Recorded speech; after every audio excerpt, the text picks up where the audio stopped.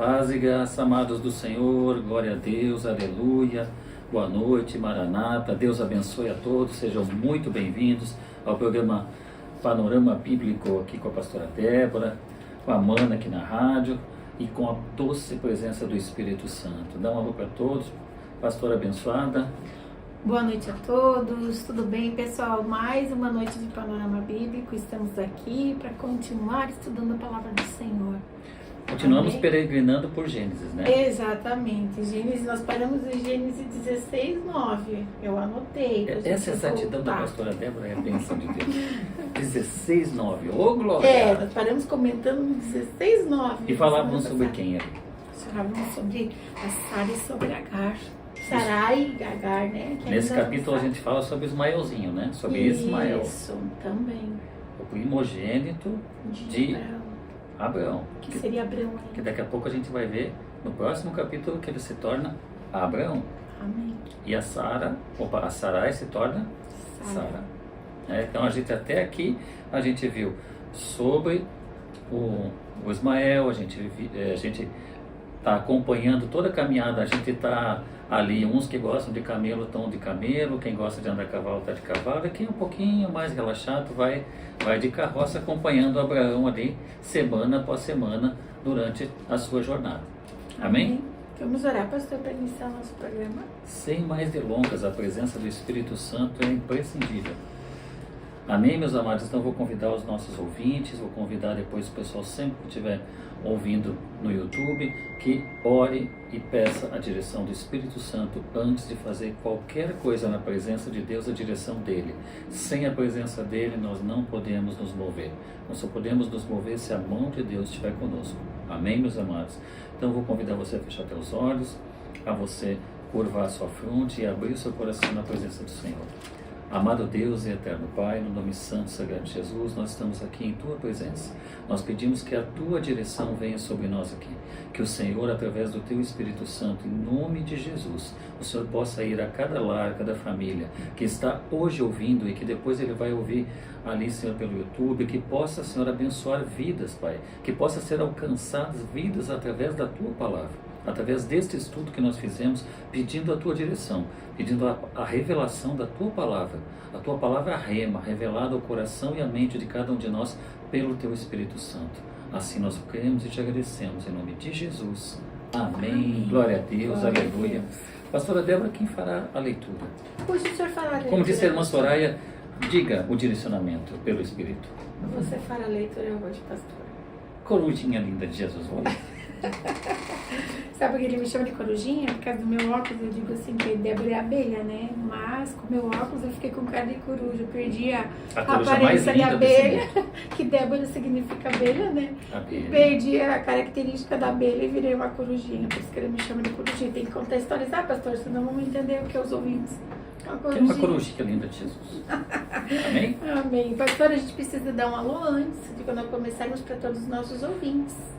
Hoje, na verdade, eu preciso, né, fazer o registro aqui que o nosso amigo Adelmo, o nosso amigo Dedé, seu Dedé, ele está de aniversário hoje e assim, na verdade, ele faz o aniversário, mas quem deu o presente fomos nós. Nós recebemos o presente de tê-lo como amigo, de termos ele como ouvinte e podermos ser participantes no dia a dia. Todo dia a gente vê ele lá na escola e a gente tem o privilégio de poder compartilhar a amizade dele. Esse é um presente de Deus para nossas vidas.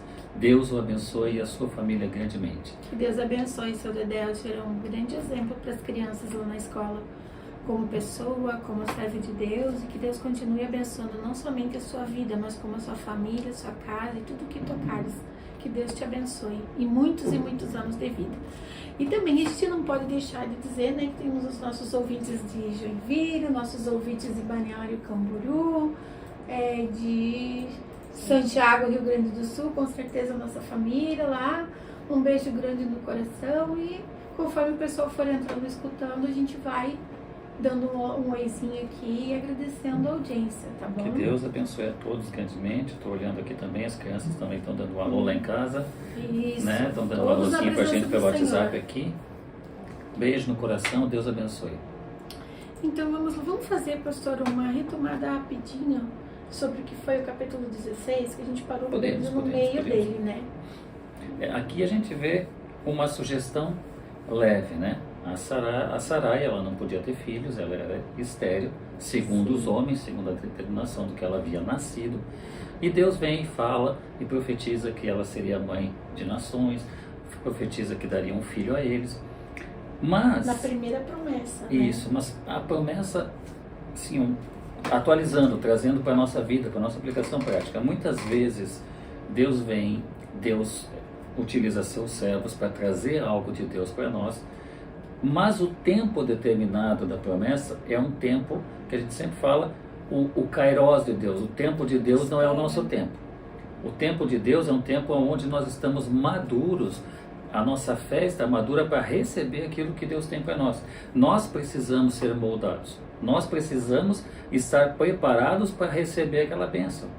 Pode ver que um grande exemplo é que quando vem Samuel e ele unge Davi, Davi era um menino que cuidava de ovelhas no campo, ele não sai dali imediatamente e assume o trono de Israel. A mesma coisa acontece com a Sarai. Ele não era maduro o suficiente para receber aquela incumbência toda. Então, há uma profecia de Deus liberada. Você será rei de Israel. Há uma profecia liberada sobre a vida dele. Como muitos ouvintes, sobre as nossas vidas aconteceu assim também. E eu ainda vem tenho uma profecia promessa que não se cumpriu, e vai já se faz cumprir. 17 anos. Aqui, a E promessa ainda não se cumpriu. demorou, depois de Ismael, demorou mais 13 anos para 13 poder vir anos. o filho da promessa, Isaac. Exato. Mas o que é importante é que o kairos, o tempo de Deus para a promessa, não é o nosso.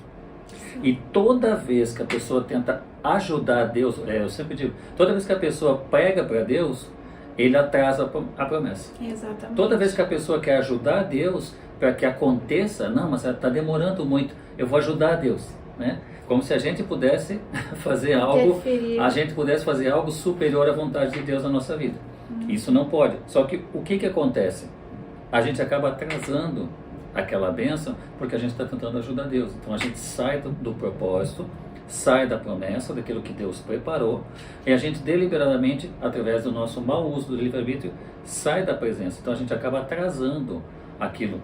Aí a Sarai, ela estava achando que estava demorando demais. Poxa, cadê esse filho, né? E havia toda uma questão ali que, claro, se fosse um de nós no lugar dela, pensa a pressão toda de um acampamento e ela era a matriarca. Então havia toda uma questão... sem filho. Sim, havia toda uma pressão em cima dela.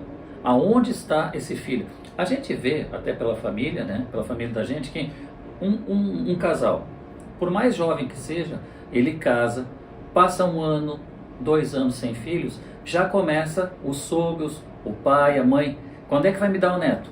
É bem assim mesmo. Aí, quando é que você pensa que já não está na hora de um neto? Começa uma pequena pressão dentro do núcleo familiar, dentro da família. Quando é que você vai me dar um neto? Agora pensa todo aquele acampamento que olhava para Abraão e olhava, aliás, na época olhava para Abraão e para Sarai como as pessoas a serem imitadas, as pessoas a serem seguidas, as pessoas a inspirar o acampamento todo. E mulheres eram férteis e tinham filhos e tinham descendência e vinha outro filho e a matriarca nada. Então havia toda uma pressão sobre ela para que isso acontecesse. Então ela sabia que havia algo determinado de Deus na vida deles, mas a pressão era muito alta. E como essa pressão vai crescendo, porque muitas vezes a gente olha e a gente é muito apressado em julgar o que eles fazem, é muito apressado em julgar, poxa, mas olha só o que essa pessoa na Bíblia fez, mas existe toda uma questão humana por trás disso. Então havia muita pressão sobre ela que houvesse um descendente, pressão tão grande que ela vai, e a gente viu isso no capítulo passado, ela recorre a uma lei mesopotâmica, aonde se a sua serva fosse dada por ela ao seu esposo e ela concebesse, aquele filho não era considerado filho da escrava. E sim do casal. E sim um filho, entre aspas, legítimo do casal, que poderia herdar, para que não ficasse para alguém que não fosse, pelo menos que fosse filho do esposo. Né? Então ela recorre a essa... Dentro do contexto mesopotâmico, seria uma maternidade por subrogação, que nós falamos a semana passada, né? Juridicamente, conforme o Código de Hammurabi, estava respaldado juridicamente, porém dentro da questão mesopotâmica. Só que tinha uma diferença ali, né, pastor? Porque ela era mesopotâmica, porém a cara era egípcia, né? Eram culturas diferentes em situações diferentes. Na verdade, o próprio Abraão, ele cresceu no Ur dos Caldeus. Ele vinha de uma herança cultural mesopotâmica, que daí vem os caldeus, que tem uma mesma origem comum lá nos Sumérios, e ele tem uma construção sociocultural mesopotâmica, mas através da intimidade com Deus, ele se afasta. Deus retira ele daquela idolatria toda e Deus vai trabalhando e moldando ele. Sim. Vai ensinando para ele, vai se mostrando para ele quem ele é. Na realidade, Deus apartou ele para que ele saísse daquela idolatria, daquele pecado de idolatria. Exatamente. Que era a família dele, né? E aí, quando vem esse advento de que ela recorre, ela consegue convencer o Abraão, aceita, tá? Aí aceita, aí vem, aí ele acaba se deitando com ela, né, usando uma expressão bíblica, acaba deitando com ela, coabitando com ela, aí tem o filho, aí vem o Ismael, mas aí, como ela está grávida, então ela começa a dizer, não, eu tenho no meu ventre o herdeiro de tudo, então ela começa a querer ser superior à própria ela é a serva, então a posição dela, ela não compreendeu no primeiro momento que a posição de serva dela não era alterada pela gravidez. Não se tornou uma segunda esposa. O que estava no ventre dela era importantíssimo. Ele era filho de Abraão, era descendência de Abraão, mas ela não deixava de ser serva. Sim. Ela não deixava de ter que ser submissa a Sara. A sua senhora, só que ela não entendeu isso, né? Pelos costumes dela. Né? Tanto que no momento que ela foge, Deus tem que usar um anjo ali, a gente leu no versículo 8, e diz assim, e indagou-lhe, Agar, serva de Sarai, de onde vens e para onde vais? Ao que ela declarou, fujo da presença da minha senhora. Então o anjo do Senhor orientou, volta para a tua senhora e se-lhe submissa. Então, está dizendo, ei, você está achando, você não tem o rei na barriga, você tem o herdeiro. Você tem o herdeiro na barriga. Só que assim, a gente tem que salientar que antes disso tudo acontecer, Deus já tinha dito, já tinha feito uma aliança com Abraão, dito para ele, tinha dado a promessa para ele, tinha dado a profecia para ele, dizendo que ele seria pai de nações. Exato. Só que na velhice dela, ela tinha 90 anos quando ela concebeu Isaac, então 13 anos antes, ele tinha 13 anos quando Isaac nasceu, então para ela era muito duvidoso ela ter um filho, até porque as regras dela, ou seja, o ciclo menstrual já havia parado. Então isso era uma aliança anterior, e ainda assim, mesmo tendo essa promessa de Deus, simplesmente ela continua achando que ela não geraria, e daí ela entrega Agar, né? Mas aí onde entra o que a gente aprende na Bíblia, desde Gênesis até Apocalipse, que as promessas de Deus não se alcançam por vista, se alcançam por visão. Ou seja, o que vem de Deus, o que vem do mundo espiritual, o que vem de Deus, da perfeição de Deus, a gente não consegue medir com a medida humana. Sim. A gente consegue entender, a gente consegue medir, mas é na medida assim, eu não vejo hoje, mas a fé é a firme fundamento das coisas que não se vê. Então não é pela vista, não é pelo que a gente está vendo que eu vou ter a fé. Eu não preciso ser Tomé. Eu posso crer e ter a fé como base, porque a Bíblia fala no Velho Testamento, abroga no Novo, aonde diz, o justo viverá pela fé, está lá em Romanos, e é a base de todo o protestantismo. Sim. Foi a base do protestantismo luterano, foi o que moveu toda a indagação de Martinho Lutero, foi, peraí, o justo viverá pela fé, mas então não alcançamos por indulgência nem por obras a salvação. Porque na verdade a graça é dom gratuito de Deus. Se fosse por merecimento, ninguém receberia. Recebe porque Deus é misericordioso, não porque nós, sequer, né, nenhum de nós tem merecimento algum. Então, pela graça sois salvo. Então, essa destinação, essa salvação pela fé, ela é um dom gratuito de Deus. A gente não alcança por mérito, não é meritocrático. Daí, então, o que acontece? Agar engravida, e daí por se achar que ela teria favores com Deus, ou que ela teria mais posição dentro seria superior, É, ela a sua sairia senhora. da posição de serva Para se formar uma segunda esposa. e seria de repente. igualitária, seria uma concubina. Sim. Mas ela não sai da posição de serva para concubina. É como a gente também fez a questão da análise, que é importante que a gente analise do ponto de vista que a origem dela era a sociedade egípcia.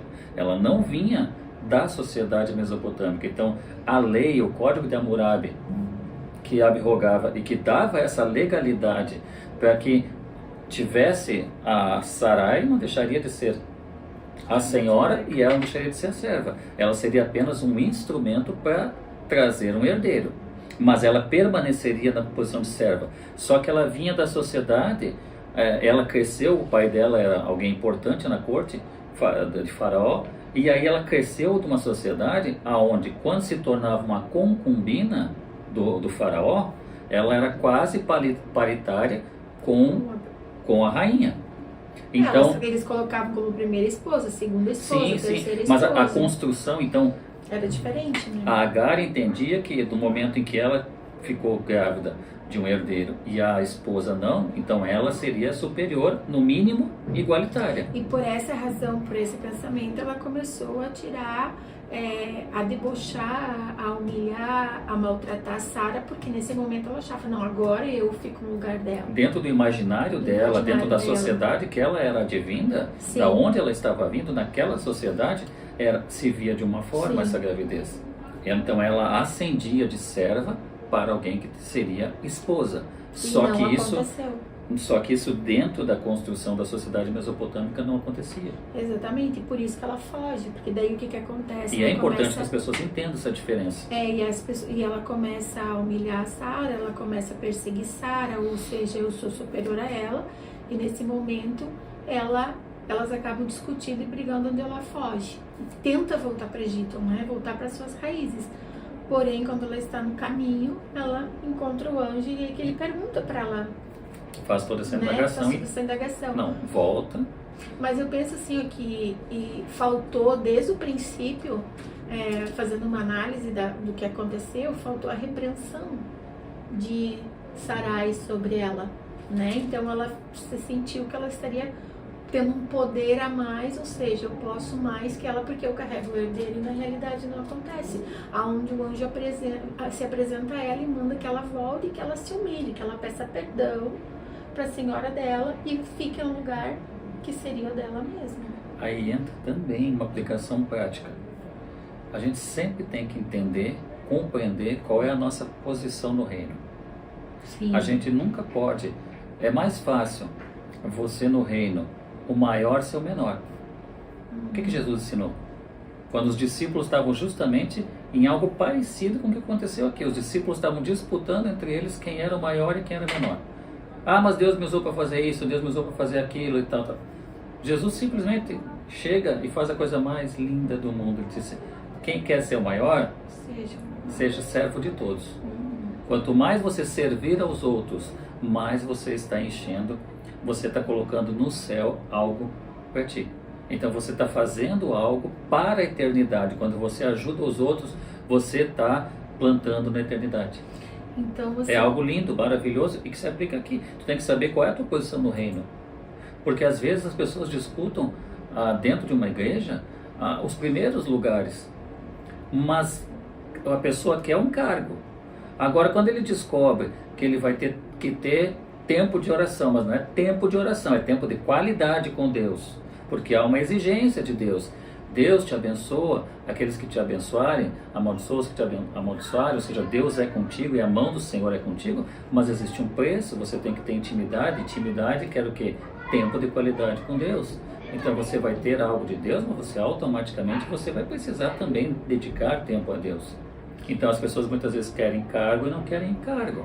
Então quem quiser ser o maior, seja o menor. E aqui, ela, numa expressão bem popular, ela achou que estava com o rei na barriga. Agora eu mando. Agora eu peguei o lugar da Sarai. Não, se coloca na tua posição no reino. É que na realidade, assim, quando ela encontra o anjo, ele diz para ela que ele vai ser, né, que ele vai ser ele vai gerar nações, ou seja, ele gerou 12 nações, e ele também entrega o nome dele, Ismael, que ele seria o nome dele seria Ismael. E Ismael significa aquele que é truculento, sem arreio, selvagem, com temperamento difícil. Aquele que é contra todos e todos são contra ele. Contra ele, exatamente. Ismael significa isso. E foi o que ele fez na vida dele junto aos povos do deserto. E aqui tem a origem do... Assim, 12 tribos árabes saíram de Ismael. São os árabes ismaelitas. Isso. Todos aqueles que têm origem Ismael. É como a gente até comentou, que no Alcorão existe uma passagem que fala sobre aquele momento. Não fala o nome da Agar, mas comenta que Ismael estava naquele momento ali, que ele teve um livramento, que ele acabou recebendo aquela fonte ali, acabou não morrendo no deserto, quando aqui mais à frente no texto, o Abraão manda ele embora. Mas fica no texto, não vai pra frente. Tá bom, vou ficar no texto. texto. Então, vamos lá.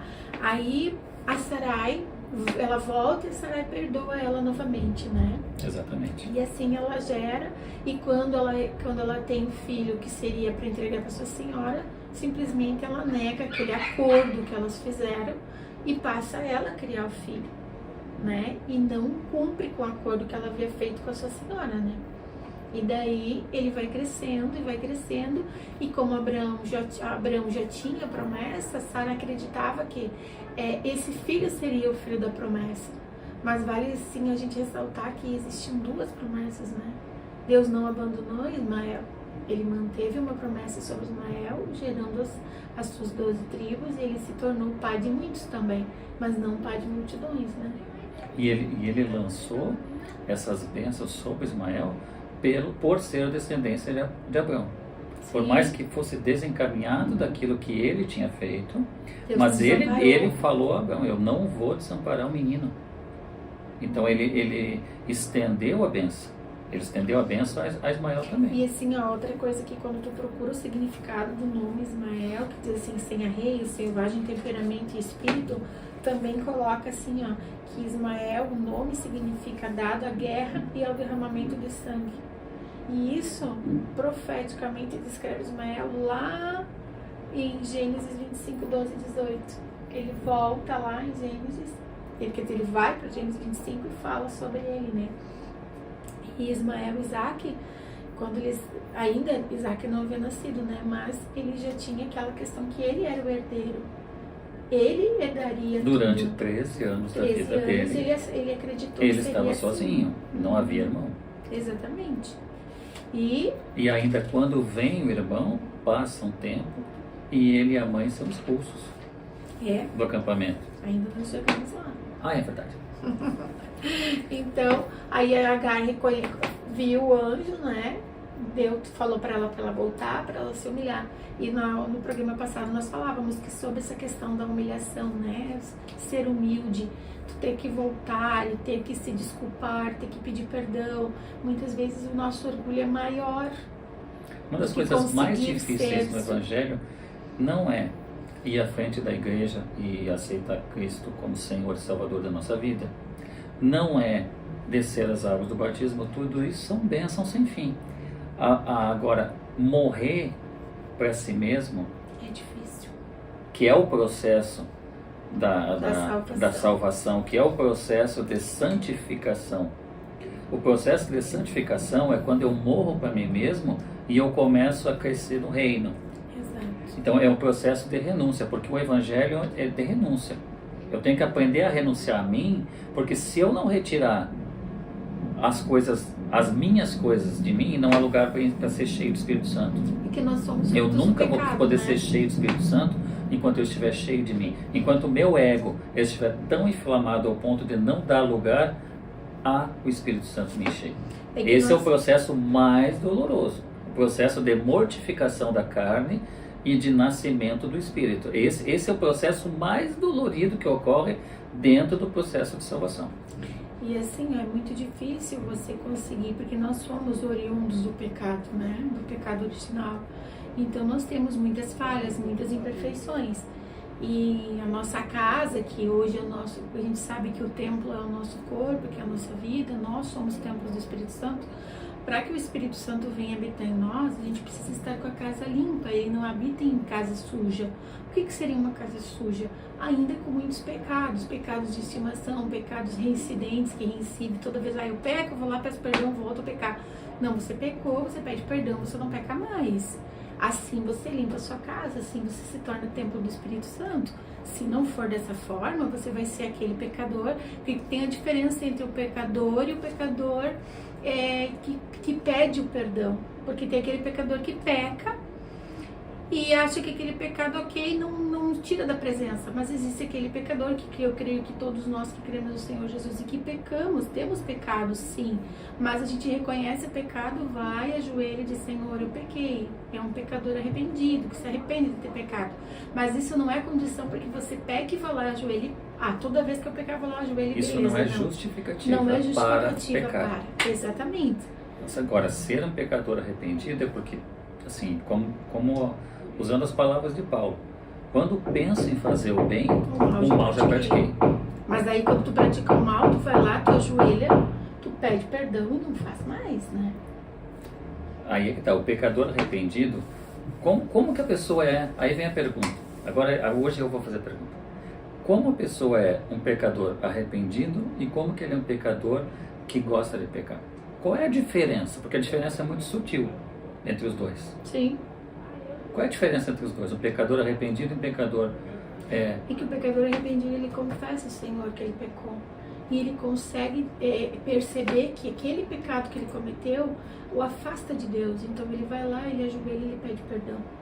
Então essa é uma das grandes diferenças, ser um pecador arrependido, não pecar. A gente peca porque é nosso, é da humanidade o pecado, porém ser um pecador, mas que reconheça o seu ato errado e não voltar a fazer. Não adianta tu pecar, vai lá, eu pequei, vou lá, peço perdão, daí passa os dias, eu vou lá, peco de novo, peço perdão. Fica um ciclo, então aquilo ali não vai limpar a tua casa, o Espírito Santo não se agrada disso, né? E além disso, uma noção básica, o pecador que ele não se arrepende. O que acontece com o pecador que não se arrepende? Existe uma banalização do pecado. O pecado para ele é um pecadinho. Ele adultera, mas ele acha que o adultério não é algo pesado. Sim. Então ele rescinde, porque aquilo não lhe pesa. O pecador arrependido é aquele aonde o adultério traz náusea a ele. Ele tem repulsa do pecado. Então a pessoa só é um pecador arrependido quando aquele pecado lhe traz culpa, quando aquele pecado lhe traz repulsa, aonde o pecar para ele é algo repulsivo. Ele se sente sujo e enojado porque ele pecou.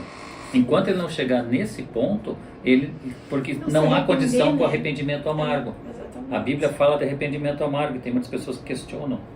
O que é o arrependimento amargo, pastor? O arrependimento amargo é quando o pecador, ele sente nojo do pecado. Ele sente muitas vezes nojo até dele próprio, que ele acha que ele nem tem condição mais de chegar à presença de Deus pela sujeira do pecado dele. E aí precisa de um servo, de uma serva de Deus, de alguém enviado por Deus lá e dizer assim: você não está sujo o suficiente que Jesus não te limpe, porque o sangue dele te limpa de todo pecado.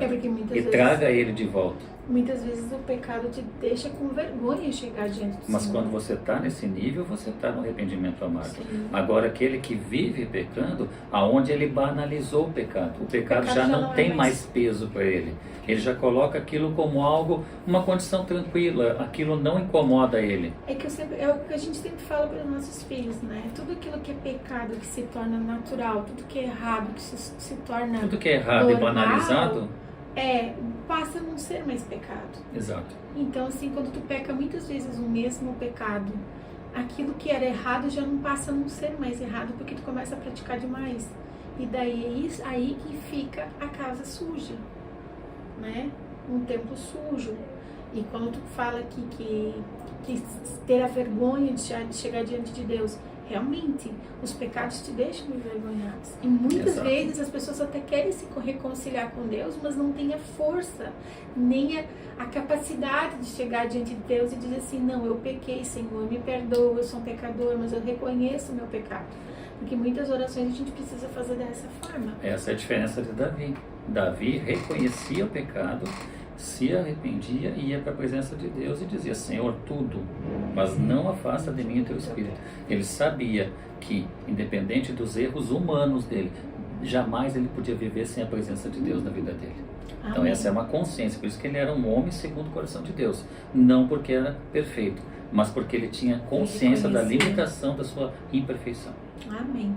Pastor, vamos para um breve intervalinho. Oh, glória, vamos, um beijo no coração, agora vamos um intervalinho para fazer um lanchinho e voltamos daqui a pouquinho. Beijo no coração.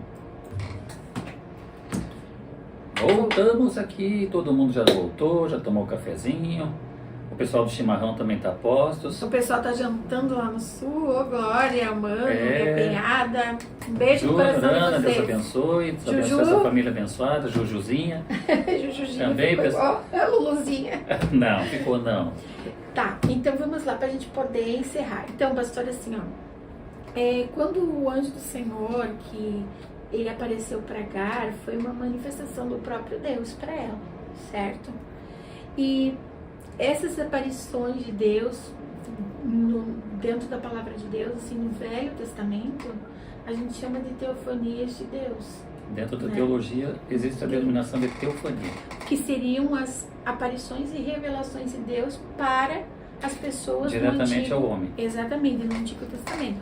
E quando Agar encontrou com o anjo, ela entendeu que Deus não havia esquecido dela, né? E que a promessa se cumpriria, mas de uma forma diferente do que seria para Isaac mais tarde.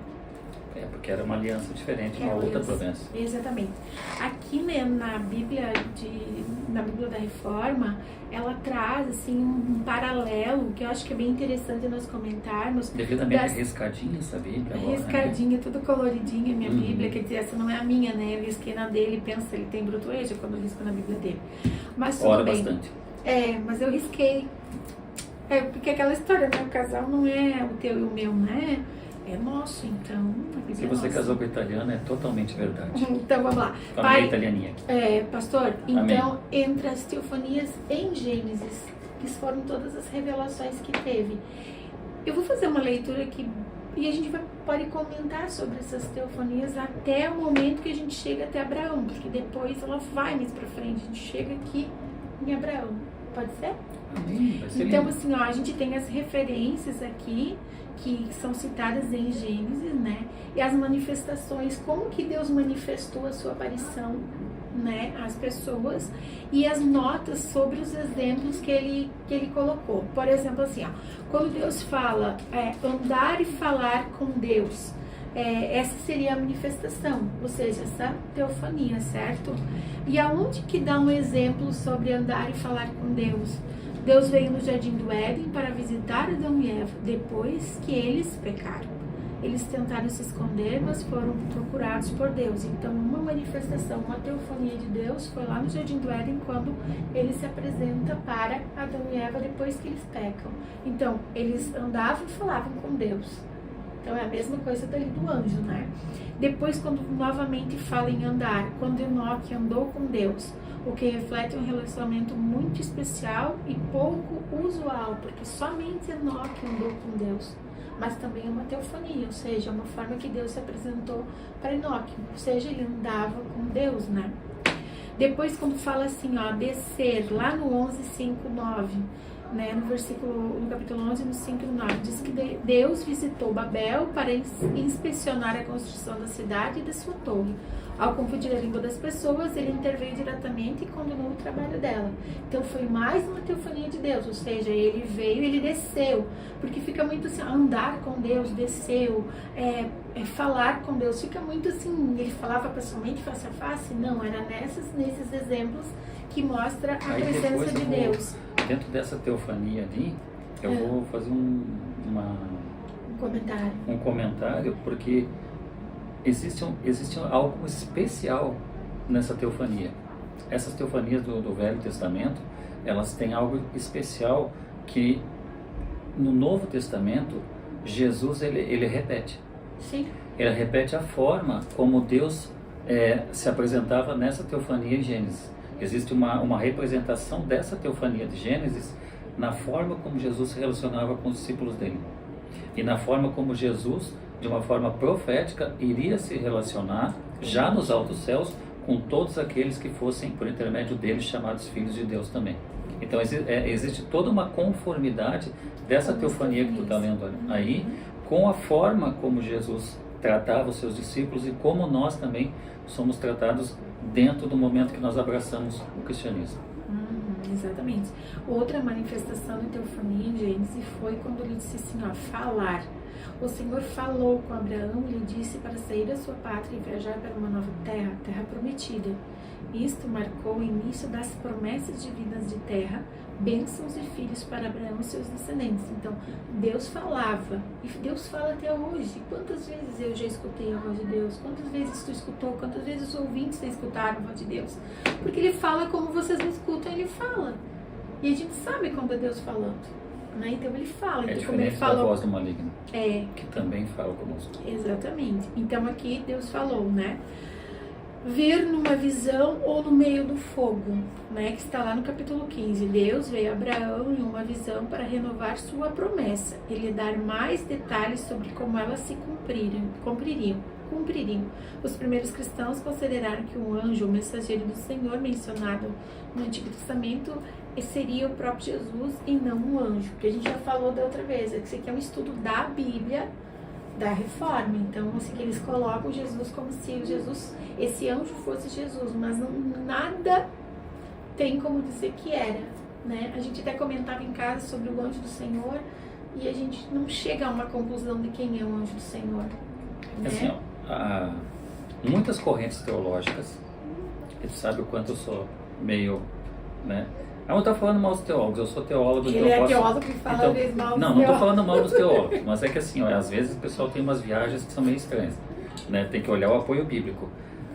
Não é colocado, e no Novo Testamento não se fala que o anjo do Senhor mencionado no Velho Testamento seria Jesus. Existe uma única menção no Novo Testamento ao anjo do Senhor e a Cristo, mas ele não é específico, que a representação que o Jesus, quando fala ali em João, no início era o verbo, e o verbo estava com Deus, e o verbo era Deus. A gente tem uma explicação da ação de Jesus, que Jesus era a ação, era a força da criação em Gênesis. Mas de uma força da criação em Gênesis para uma teofania de Cristo. Dizer que ele era o anjo do Senhor. Né, que foi ele que passou no Egito lá, né, que o anjo do Senhor passou lá, ou então algumas intervenções do anjo do Senhor não é específico e explícito, o que eu me refiro é que quem não é explícito. O anjo, né? O anjo do Senhor não há uma passagem bíblica que seja específica. O anjo do Senhor é Cristo. Não existe isso. Existem conjecturas, existem estudos, proximidades, aí faz uma exegese ali, mas não é algo que está explícito no texto. E eu gosto mais que as coisas estejam explícitas. O que está implícito, Deus, por algum motivo que a gente ainda não sabe, não revelou. Exatamente, porque e não nos cabe. É que são mistérios que quando nós estivermos face a face com o Criador, a gente vai perguntar, Senhor, quem era o anjo do Senhor? Era Jesus? Não era? Se não era, me apresenta esse anjo, porque eu quero estar no céu. É um anjo muito específico, sim. É que assim, dentro do cristianismo, nós temos um relacionamento com os anjos. Nós temos um estudo, né? A angelologia dentro do cristianismo, dentro da teologia cristã, nós temos uma vida, da teologia cristã protestante, pelo menos, nós temos uma outra visão, entendeu? Sim. Uma outra visão. Algumas outras religiões, denominações, que inclusive tem a Bíblia, tanto no Tanakh, no Velho Testamento, eles têm algumas outras relações, eles têm castas de anjos que eles denominam outros anjos, mas isso é outras. Dentro do cristianismo, nosso relacionamento no Novo Testamento é através da obra do Espírito Santo. Sim. Nós não temos uma angelologia ali. Deus pode utilizar anjos para demonstrar seu poder, enfim, amém. Pastor, Ele eu pode. posso dar um testemunho bem rapidinho para a gente poder terminar as teofanias, porque já são 15 para as 8 esse programa. Mas depois eu quero fazer aquela linkagem toda da teofania do Gênesis e no Novo Testamento. No Novo Testamento. Assim, eu lembro que uma vez nós vínhamos uma vigília aqui de Joinville, morávamos em Araquari, e quando nós íamos passando numa ponte, de repente, assim, uma coisa que não dava para entender. De repente um homem passou por cima da ponte. Íamos de Joinville a Araquari 3 carros e de São Francisco a Joinville 3 carros, né? E isso a gente se encontrou tudo em cima da ponte, né? Então ia dar um engarrafamento de carro aí, um acidente terrível. Mas tudo movido porque um homem passou, né? E daí os carros começaram a desviar dele, e daí assim, a gente só conseguiu passar na ponte porque o Senhor, assim, pela mão de Deus, nos permitiu passar. E eu lembro que a gente ficou tão preocupado que fomos direto à polícia para que a polícia fosse lá, porque nós imaginamos que fosse algum andarilho ou alguma pessoa que estivesse bêbada, sei lá, né, na situação. E nós fomos até lá. E quando nós chegamos, outro carro que também estava envolvido na mesma situação parou do nosso lado e disse assim: vocês tiveram avisado o homem? Ele disse: sim, nós viemos avisar o homem. E ele disse: então vocês falem com o policial que eu vou. Eu disse: beleza, a gente fala, porque a gente já morava, era que conhecia os policiais todos. E daí naquele momento o policial veio, eu disse: policial, por favor, vai até lá na ponte, porque assim, aquela pessoa quase provocou um acidente, ou poderia ter morrido, ou poderia ter, né, vários carros colididos em função dele. Podes ir até lá? Ele disse que iria, beleza, nós fomos para casa. Chegando o Caleb, nosso filho era bem pequenininho, ele estava dormindo no banco traseiro. Aí a gente combinava assim, eu e o Hector, né? A gente chegava, abria a porta da casa, eu ia lá, preparava a caminha dele, já colocava ele deitadinho na cama para ele poder dormir a noite toda. E foi o que eu fiz, como todas as vezes que a gente, né, saía, eles dormiam no carro, porque eles sempre foram muito bons de cama, os dois, né? Sempre dormiram bem. E daí, naquele dia, naquela noite, o que aconteceu? Quando eu entro dentro de casa, nosso quarto era primeiro, depois o quarto do Caleb, que eu vou até o quarto do Caleb, arrumo a cama, e quando eu venho voltando para a porta para receber o Caleb e pegar ele no colo, simplesmente o que acontece?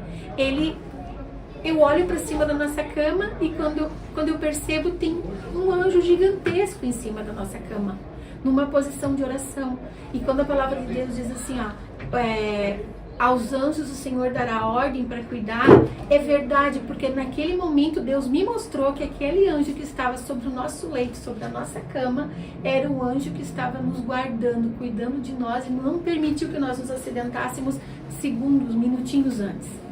E eu nunca tinha visto anjos do Senhor assim, nunca tinha visto anjo. Eu já tinha visto demônio várias vezes, porque eu pedi uma vez a Deus que eu queria ver os anjos dele, mas eu não especifiquei que anjo eu queria ver. E naquele momento, pense muito bem no que você pede a Deus. Você tem que saber o que você pede a Deus. Eu quero ver anjos do Senhor, anjos de luz. Eu não quero ver anjos de treva, né? Porque foi o que aconteceu comigo, porque eu só via demônio. E foi a primeira vez que eu vi um anjo. E aquele anjo estava sobre a nossa cama, com as mãos em posição de oração. Ele era lindo, maravilhoso. E eu fiquei contemplando aquela glória, aquele brilho, aquilo que não tem como descrever. E o Herto entra na porta. Quando o Herto entra na porta, que eu olho e diz assim: vem ver o anjo do Senhor. Que eu olho novamente, ele já não estava mais lá. Mas por que eu dei esse testemunho? Para mostrar, para dizer para a igreja, para dizer para os ouvintes que assim, que Deus, ele realmente dá ordem aos seus anjos para cuidar dos seus. E ele nos cuidou. Foi a mão de Deus que evitou o acidente. Nos evitou ter várias famílias envolvidas num acidente. E só para resumir, aquela pessoa, cada um viu de uma forma. Eu vi ele como se fosse uma pessoa morena, alta, com cabelo bem cheio. O meu marido viu ele careca, o carro do lado já viu de outra forma. Mas totalmente diferente, para demonstrar então, que era algo sobrenatural da parte do maligno que foi colocado ali para dar o acidente. E hoje nós estamos aqui com o nosso amigo Emerson, dando conexão. Bênção de Deus, sejam muito bem-vindos, Deus abençoe. Sejam bem-vindos aqui no estúdio. Um abraço. E a Monique. As bênçãos de Deus. A esposa do Emerson. Casal perguntar, né? do Senhor. Porque eu não a conhecia, vamos perguntar, vamos ter certeza. Duas bênçãos de Deus, sejam muito bem-vindos. Muito bem-vindos, depois de conversar. Essa bênção da Explosão Gospel, não perca o programa Explosão Gospel. Toda quarta-feira, às 10 horas da manhã. Amanhã não vai ter? Amanhã, excepcionalmente, não terá, porque vai ter uma programação especial aqui na igreja. Mas toda quarta-feira, e eu digo toda quarta-feira às 10 horas, porque eu também sou ouvinte. Então, eu testemunho que é um programa maravilhoso do nosso conterrâneo, irmão e amigo Emerson aqui. Então, vamos terminar as teofanias em Gênesis, pastor. Então, vamos lá. Então, a próxima está lá no 17. Eu sei que nós estamos ainda no 16, mas eu vou fazer todas as aparições, as teofanias, dentro de Gênesis, E aí, na tá? semana que vem eu falo sobre a teofania em Gênesis, depois no, E a até ligação Jesus. com Jesus, exatamente. Aí qual seria a outra teofania? O aparecer. Quando Deus apareceu a Abraão para lhe assegurar que as suas promessas e para instituir a circuncisão como sinal da aliança. Então, ele apareceu dessa forma, reafirmando a aliança que ele já havia feito, né? A próxima diz assim, ó, vir em forma humana. Quando Deus e 2 anjos apareceram a Abraão, comeram com ele lá no acampamento, né? E revelaram o julgamento que estava por vir sobre Sodoma e Gomorra. Foi as outras teofanias. Onde veio a teofania dos 3, e aí se ausenta Deus, e aí os 2 anjos vão até lá, os 2 anjos vão até Sodoma, e aí eles vão até a casa de Ló, conversam com Ló, explicam para eles o que está acontecendo, tem todo aquele advento lá, que a gente não vai falar ainda, para não, né? Já não vou começar a antecipar aqui. Porque eu tenho que dar uma puxadinha no pastor, senão ele vai lá pro final de Gênesis, eu tenho que dar uma seguradinha ali. Agora, bem-vinda a nossa diretora da rádio. A nossa Vivi. Ai, que lindo, nossos estúdios hoje estão floridos. Ô, glória, está cheio de bênçãos do Senhor aqui. Beijo no coração, Vivi. Estamos. Ô, glória. Está tudo tranquilo. Está tudo na bênção. Amém. E a última teofania em Gênesis, pastor, falar em um sonho ou uma visão noturna. Deus veio a Abimeleque em sonho e advertiu para não violar Sara, que ela já era Sara, né? Mulher de Abraão, como caso ele fizesse, ele morreria. Então são essas teofanias, ou seja, são essas aparições que trazem Gênesis da presença de Deus, né? Quando ele se manifestou ao homem. Essa última que foi falada Abimeleque ali, apesar de Abimeleque não seguir a Deus, é que às vezes a pessoa pensa assim, mas o fulano ele não é convertido, então como que Deus se mostrou? Por que Deus veio até essa pessoa? Muitas vezes Deus vem, Deus se mostra, Deus usa, mas a intenção não é exatamente aquele que está sendo usado. Deus se mostra primeiro para aquele que não conhece, para que conheça. E segundo, o motivo é aquele ao qual Deus já recolheu como filho. Deus já abraçou como filho.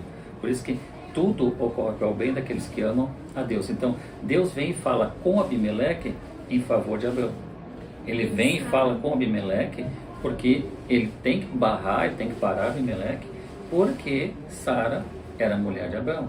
Então, ele não vem para o Abimeleque, ele vem, usa essa teofania para falar com ele, para dar um recado específico a ele e dizer, se você fizer, eu vou te castigar, porque você não pode.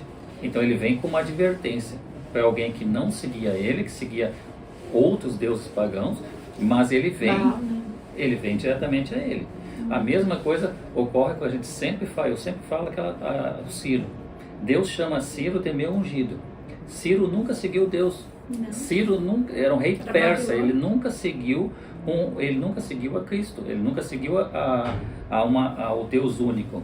Mas por que Deus chama Ciro de meu ungido? Porque Ciro foi um instrumento, por mais pagão que fosse, ele foi um instrumento na mão de Deus para libertar o povo do cativeiro babilônico. Então, muitas vezes a pessoa confunde, mas Deus chamou Ciro de meu ungido. Mas não porque ele era um convertido, porque ele foi um instrumento de Deus para libertar o seu povo. E a gente tem que entender que dentro de Gênesis e dentro do Velho Testamento, a gente vê o relacionamento do povo judeu com Deus. Uma figura do nosso relacionamento no Novo Testamento com Cristo e a figura da adoração a Deus. E a maior teofonia do Novo Testamento foi a vinda de Jesus Cristo. A vinda e daí de Cristo, Deus manifestado em carne, né? Se tu quiser fazer a tua colocação. Mas é que já está quase na nossa hora lá. É que essa teofania, essa forma de Deus se manifestar e conversar no Velho Testamento e vir diretamente às pessoas e conversar com elas, essa figura de se despir da glória e se apresentar ao homem, conversar com ele de uma forma sobrenatural, ela vem em conformidade em Gênesis, e isso ocorre durante o Velho Testamento também. Isso seria uma figura da presença de Deus entre os homens que ocorreria no Novo Testamento. A remissão total pelo precioso sangue lá na cruz, ela vem sendo preparada em todo o Velho Testamento. Por isso que quando Jesus disse, eu não vim para abolir, eu vim para cumprir. Eu sou aquele de quem falava. É porque tudo que vem, desde Gênesis capítulo 1, a primeira profecia messiânica em Gênesis 3,15, já está falando da inimizade entre a descendência da mulher e o inimigo e o maligno. Então, toda essa teofania é uma forma de demonstrar que a humanidade, ela iria ter um contato com o sobrenatural de Deus. Deus se mostraria. Só que isso ocorre quando Deus tem um chamado especial. Porque Abraão, da mesma forma, Abraão era chamado de amigo de Deus. Deus chamava ele de amigo. Então a teofania, inicialmente em Gênesis, ela é direcionada a todos aqueles que Deus chamou de amigo, não de servo. Então a gente tem que entender. Quando tu te aproxima de Deus, automaticamente você tem os benefícios pela obediência. Não porque tu é preterido dos outros, mas porque tu é obediente à palavra dele. É tudo que a gente fala, não existe e aí, filho preferido. Não existe né? filho preferido. Por isso que eu falava dessa teofania ali em Gênesis. Porque Deus chamou Abraão de amigo. Enoque, Deus chamou de amigo. Então Enoque foi chamado de amigo, Abraão foi chamado de amigo. Então essa forma de Deus se mostrar a eles é pela amizade. Ao ponto de, quando ele vai trazer o castigo sobre Sodoma, o amigo Abraão dialoga com Deus. Mas Senhor, se tiver 50 justos lá... Então esse relacionamento mais íntimo é um relacionamento de amigo. No Novo Testamento, Jesus não chama os discípulos de servo, chama eles de amigo. Sim. Então, da mesma forma, o relacionamento de amigo, que, como diz ali, o pessoal às vezes não entende, quando chega lá, quando Jesus, só para bem rapidinho para explanar aqui, lá no Novo Testamento, a última aparição de Jesus, quando eles voltaram a pescar, deixaram de ser pescadores de homem, fizeram exatamente o que Jesus disse para não fazer, aí Jesus vem, chama eles, está fazendo um peixinho lá para... E aí fala para Pedro, que o Pedro, afoito como sempre, se atira na água, quer chegar primeiro em Jesus. Quando Jesus fala para ele assim, Pedro, tu me amas? Só que no grego, a gente lembra, no grego não é eros, que é o amor carnal, que Jesus está falando, no original. Não pode ser o amor ágape, porque o amor ágape é somente de uma via, de Deus com a humanidade. Ali, o que ele está falando é fileu. Fileu é a palavra grega que significa o quê? Um amor de amigo. O amor de amigo. Pedro, tu me fileu? Exatamente. O correto é Pedro, tu me fileu? Pedro. Então ele está dizendo, Pedro, tu me ama, tu é meu amigo de verdade, então vai fazer o que eu disse para você fazer. Então ele está chamando Pedro de amigo ali. Quando você vê no original, no grego, aí tu consegue ter uma compreensão exata do que Jesus estava falando ali. Pedro, realmente, eu te chamei de amigo. Eu sou Deus, eu te chamei de amigo. E disse para você ser pescador de homem. Aí você falou, então ele fala, Pedro, tu me fileu? Então, Pedro, tu me ama, tu é meu amigo de verdade? Faz o que eu te mandei. Aí vem a teofania de Gênesis em Jesus. Que ele não tratava eles como servos, eles eram os amigos dele. Eu quero ser amiga de Por Deus isso que quando o amigo, olha a teofania se manifestando no choro de Jesus por Lázaro. Sim.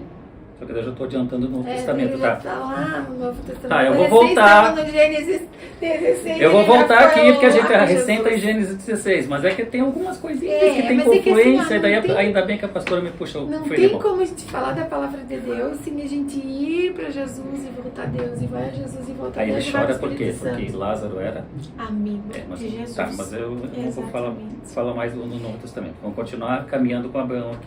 Exatamente, pastor, tá chegando mais, faltam 2 minutinhos para acabar. E a gente não pode esquecer que esse mês é o mês, né, do Outubro Rosa. Hoje nós viemos com a camiseta, né, da Rede Feminina de Combate. Sabemos que foi uma das essas camisetas que nós usamos hoje, para cada um de nós tem um significado, né? Para mim tem de luta, de batalha, de tristeza, de choro, de alegria. São muitos sentimentos que quando eu olho, quando eu visto essa camiseta, eu Mas sinto. explique por quê, nem todos os ouvintes conhecem.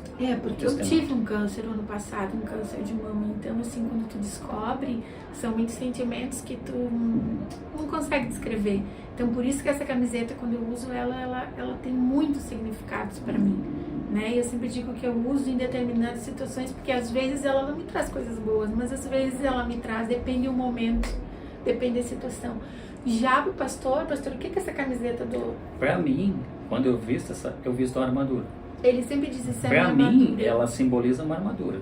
Porque no momento mais difícil que a gente tinha raspado aqui, que tinha caído o teu cabelo, que daí eu raspei, que a gente estava carequinha, como nossos filhos nos chamavam 2 dedão caminhando. Faziam assim, faziam assim, diziam que era 2 dedão caminhando. para mim, aquele momento era uma armadura. Eu vestia a armadura e vamos embora. Vamos para a guerra, vamos para batalhar. Por quê? Porque toda aprovação, ela tem um período para começar, tem um período e tem um período para acabar. Ela não é eterna. Eterna é a nossa vida com Deus. A eternidade com Deus é a realidade da vida. Aqui na terra é passageiro. Toda luta, toda tribulação, toda tempestade, toda potestade não pode nos separar do amor de Deus que está em Cristo Jesus. E porque se o viver é Cristo, morrer é lucro. Na verdade, crente não, eu não gosto muito da palavra crente, porque sabe quem é que eu conheço que é o maior crente que eu já vi na minha vida? É o diabo. Exatamente. O diabo é o maior crente que existe. Por quê? Porque ele crê no que ele viu e nós cremos no que nós sentimos. Então, nós somos cristãos porque somos seguidores de Jesus Cristo. Amém. E nós, como seguidores de Jesus Cristo, nunca morremos. Voltamos para casa. Cristão não morre, ele volta para casa. Aqui nós somos peregrinos errantes nessa terra querida e abençoada. Que o Senhor deixou para nós levarmos o evangelho dele para outros conhecerem. Amém? Então, Amém. Quando eu vesti a minha armadura, por isso que eu gosto de vestir minha armadura até hoje, mas como eu sei que ela tem outros significados para ti, eu boto minha armadura. É muito complicado, cada um sente o que viveu, né? Eu sempre digo que eu tenho uma fala que para mim significa tudo. A tua experiência fala, né? Então tu não tem como falar de algo que tu não viveu, que tu não vivenciou, que não teve uma experiência. E eu sempre digo que eu dou glória a Deus por ter tido câncer. Ah, mas pelo câncer? Não pelo câncer, mas pela aproximação e por eu compreender o verdadeiro amor de Deus. Porque é no vale, é na tribulação, é nos momentos mais difíceis que tu realmente sente o que é o amor ágape, que não tem como descrever. Nos momentos difíceis que tu tá lá, que é tu e Deus, e é a dificuldade que tu tem que vencer, são as dores que tu tem que vencer, é o processo que tu tem que passar. Se não for a mão do Senhor e o amor de Deus direto do trono dele para tua vida, tu não aguenta. Só que todos nós que servimos a Deus e que buscamos a face do Senhor, nós temos esse amor e esse cuidado. E Ele cuidou de mim, Ele me tratou e está tratando ainda. E eu conheço um Deus diferente do que eu conheci. E dou graças a Deus por isso. A gente fala muito do amor de Deus, mas a gente só conhece como vive realmente o significado da palavra amor de Deus. Amém? Amém. E nós vamos estar com o Outubro Rosa até o último dia do programa no mês de outubro. Amém, assim seja. Amém. Vou vestir minha armadura toda terça. Amém. Então eu quero mandar um beijo para todos os nossos ouvintes, um beijo para os nossos amigos que estão aqui na rádio também. Deus abençoe essa visita abençoada de vocês. Florianópolis, Santiago, todos os nossos ouvintes. Nossos ouvintes abençoadíssimos aqui de Joinville e região. Amém. E mais uma vez, parabéns para o seu Dedé. O seu Dedé está de aniversário, nosso grande amigo. Pastor, vamos fazer oração então para terminar. Ansiosa para orar hoje, pastor? Deixa para a sociedade. Amém, eu também estou ansioso. Então, eu sabia que você estava ansioso. Então, vou convidar você a fechar os olhos, a gente mergulhar em Deus nesse momento, fechar os olhos aqui da carne e abrir os nossos olhos espirituais e conversar com Deus essa noite. Amado Deus e eterno Pai, no nome santo e sagrado de Jesus, somos gratos pela palavra que Tu trouxeste ao nosso coração, Senhor. Nós estamos estudando a Tua palavra e pedimos, ansiamos, Pai, e não somos nada sem a Tua presença, Senhor, sem a presença do Teu Espírito Santo, nos guiando, nos trazendo a verdade do Teu Evangelho, Senhor. Nós queremos aprender mais de Ti para Te agradar, Senhor. Nós não podemos caminhar contigo se não conhecemos e não sabemos quem Tu és, Senhor. Por isso pedimos que se revele pela Tua palavra, que se revele todos os dias a nós, Senhor. E através deste programa nós possamos, junto com os nossos ouvintes, Senhor, e aqueles que ainda serão alcançados, que nós possamos ser edificados pela Tua palavra, que nós possamos andar no caminho correto e seguro segundo a Tua vontade, e que possamos a cada dia Te agradar com nossas ações. O Teu Evangelho, Pai, ele é prático e eficaz quando nós o colocamos, Senhor, em nossas vidas e praticamos a Tua vontade e somos obedientes ao Teu Evangelho. Abençoa-nos e fica conosco. Assim nós o cremos e Te agradecemos. Até terça que vem, se Deus assim o desejar e não voltar antes, em nome de Jesus. Amém, meus amados. Glória a Deus, uma boa noite a todos, um beijo no coração e até terça que vem. Se Deus quiser. E ele não volta antes. Amém. Amém. Ele podia voltar antes, né? Para que ele voltasse. Eu também queria. Beijo do coração, Beijo amado do Senhor. coração. Tchau, tchau.